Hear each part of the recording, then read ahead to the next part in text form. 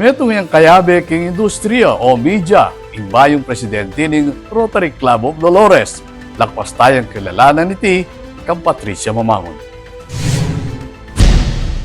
Bayo ne ing liderato ning Rotary Club of Dolores kay agnaning 47th induction and turnover ceremonies aganapan king siyudad San Fernando inyang June 2. Opisyal ning sinumpa i Albert Lacanlale bilang presidente ning Rotary Year 2025 to 2026 kang Rotary International District 3790 Governor Dan Torres. Tikyaning Lacanlale, i-outgoing President Maureen Gueco. Ing bayong pamuntok ning RC Dolores, betong yang veteranong talapamalita. Yang magsilbing operations manager ning Sunstar Pampanga. Co-host yan naman ning Aldoldo Public Affairs Program at talakayan ngayon ning DWRW 95.1 FM at ing Vice President ning Central Luzon Media Association o CLMA Pampanga Chapter.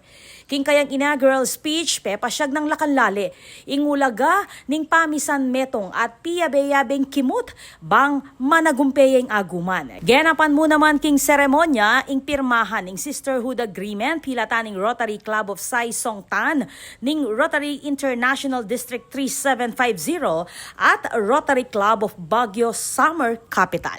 Ako po, Patricia Mamangon para king News Force Pampanga. Balitang tutuking Balen, susuyo.